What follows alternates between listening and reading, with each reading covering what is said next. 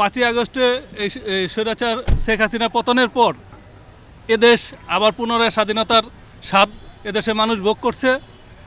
আপনারা জানেন 5ই আগস্টের পর থেকেই আমাদের পার্শ্ববর্তী দেশ ভারত বিভিন্নভাবে বাংলাদেশকে এই মানে ডিস্টার্ব করছে।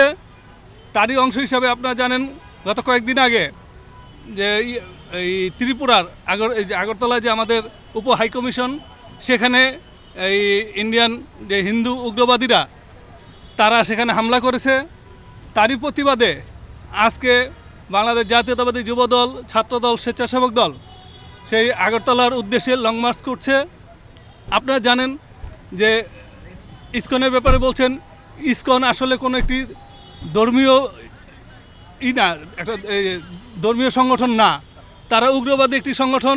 পৃথিবীর সব দেশেই যেসব ধর্মের নাম ব্যবহার করে উগ্রপন্থা অবলম্বন করে তাদের বিরুদ্ধে ওই প্রতিটা দেশের মানুষই অবস্থান নেয়। একমাত্র ওয়ালটন এসি দিচ্ছে 1 বছরের রিপ্লেসমেন্ট গ্যারান্টি।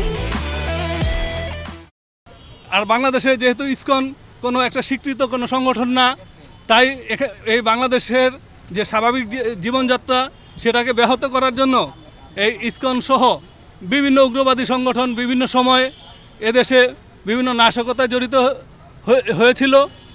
আপনারা জানেন যে ইসকনের ব্যাপারে যে হয়েছে এই যে, এবং যে এই ইসকন সহ আরও অনেক সংগঠনকে বাংলাদেশকে অস্থিতিশীল করার জন্য ভারতের বিভিন্ন ব্যক্তিবর্গ এই বিগত স্বৈরাচার সরকারের পক্ষ অবলম্বন করে তারা বাংলাদেশকে অস্থিতিশীল করতে চায়।